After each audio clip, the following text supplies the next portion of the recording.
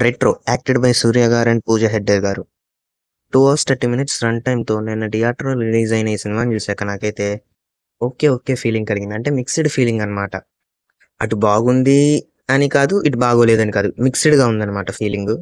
కొన్ని కొన్ని అంటే ఫైట్ సీన్స్ కావచ్చు, కొన్ని కొన్ని సీన్స్ ఏమో అరె! భలే ఉన్నాయే అనిపిస్తది. ఇంకొన్ని సీన్స్ ఏమో ఏంటబ్బా! ఇంత లాగీగా ఇలాగుందేంటబ్బా! అనిపిస్తూ ఉంటది. ఇంక స్టోరీ పాయింట్ విషయానికొస్తే మన హీరో గ్యాంగ్‌స్టర్ అనమాట.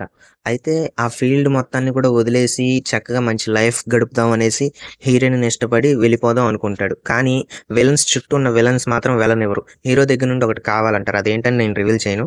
"నువ్వు మాకు కావాల్సింది మాకిచ్చే, నీ లైఫ్ నువ్వు చూసుకో" అంటారు. అలాగే హీరోని వెళ్ళనివ్వరనమాట. ఇంక హీరో ఏం చేశాడు?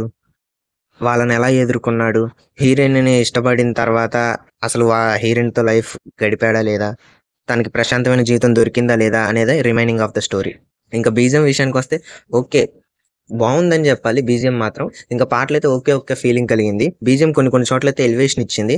ఇంకా యాక్టర్స్ పెర్ఫార్మెన్స్ విషయానికొస్తే పూజా హెగ్డే గారు ఈసారి చాలా చేశారు. సూర్య గారు ఇంకా చాలా చేశారు. రిమైనింగ్ క్యారెక్టర్స్ వాళ్ళకిచ్చిన రోల్స్‌లో చేశారు. ఇంక ఈ సినిమా ఫ్యామిలీతో చూడొచ్చా అంటే యెస్ చూడొచ్చు. అడల్ట్ కంటెంట్ ఏం లేదు. సూర్య గారికి ఇంకా మంచి ఫిల్మ్స్ పడాలని కోరుకుంటున్నాను. ఇంకెవరైనా సూర్య గారి ఫ్యాన్స్ ఉంటే ప్లీజ్ కామెంట్ చేయండి. ఎవరైనా ఈ సినిమా చూసుంటే వాళ్ళు కూడా కామెంట్ చేయండి. మీకింకా ఇలాంటి ఫాస్ట్ రివ్యూస్ కావాలంటే please subscribe to my channel. ఈ వీడియో నచ్చినట్టయితే లైక్ చేయండి. Thank you.